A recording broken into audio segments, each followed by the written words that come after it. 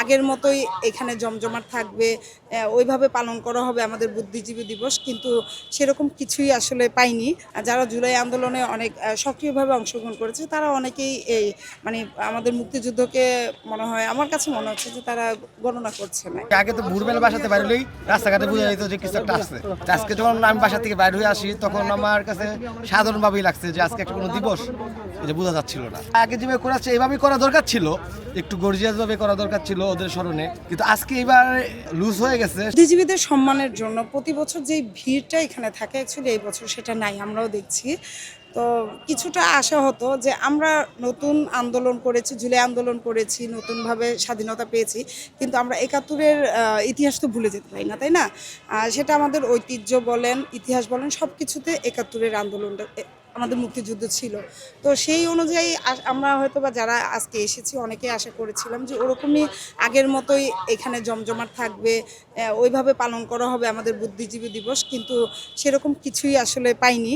আজকে কিছুটা আশা হতো আমরা আসলে যে আমাদের বর্তমান তারুণ্য যে প্রজন্ম আছে তারা কি আসলে আমাদের ইতিহাসগুলো ভুলে যেতে মানে যাচ্ছে, নাকি তারা আসলে ধরে রাখছে, বাট তারা একটা দ্বিধায় আছে কিনা সেটাই আমার মনে হচ্ছে। হ্যাঁ, সেটাই আমিও সেটাই বলছি। এই জিনিসটা আসলে আমার কাছে অনেক খারাপ লাগছে যে আমরাও ছিলাম জুলাই আন্দোলনে, তো আমরাও কম বেশি অংশগ্রহণ করেছি, তাই না? কিন্তু আমরা তাই বলে তো আমাদের ইতিহাস ঐতিহ্য ভুলে যেতে পারি না, তাই না? তো আমাদের মুক্তিযুদ্ধ এটা হচ্ছে আমাদের একটা গর্ব।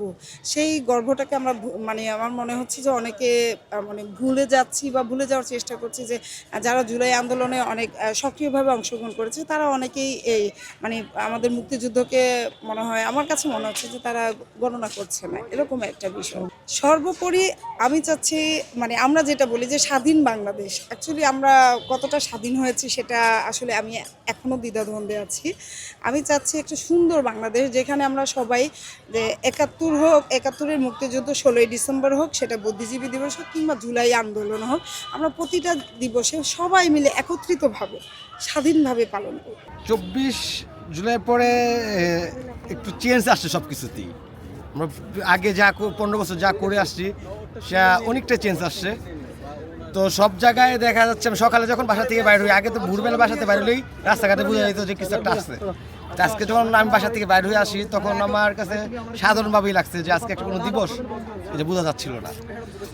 তো একটা জিনিস হচ্ছে যে আমরা যেগুলো দিবসগুলি আছে, যেমন ১৪ই ডিসেম্বর বুদ্ধিজীবী দিবস, ১৬ই ডিসেম্বর বিজয় দিবস, বিভিন্ন যতগুলি আমাদের অকেশন এবং দিবসগুলি আছে সেগুলি সম্মানের দিক দিয়ে লেভেল ঠিক রাখার জন্য, এটা রাজনীতির না আসা, যে দেশটা সবার, তো এটা সবারই দরকার প্রত্যেকটা দিবস পালন করা, সবারই স্মরণ করা।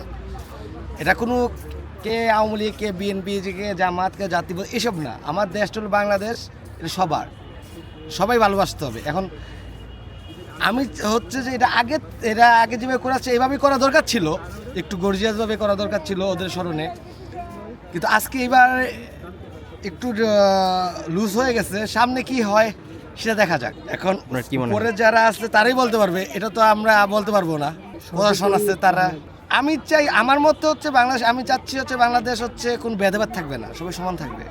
না গরিব বড় লোক, না রাজনীতিবিদ, না ইমাম, না মুয়াজ্জিন, না টিচার, না শিল্পপতি, কোনো ভেদাভেদ থাকবে না। আপনিও যা আমিও তা, আপনিও বাংলাদেশের নাগরিক, আমিও বাংলাদেশের নাগরিক। আমার যত অধিকার আছে আপনার যত অধিকার আছে। তো আমি চাই সেরকম লেভেল শান্তি থাক বাংলাদেশে।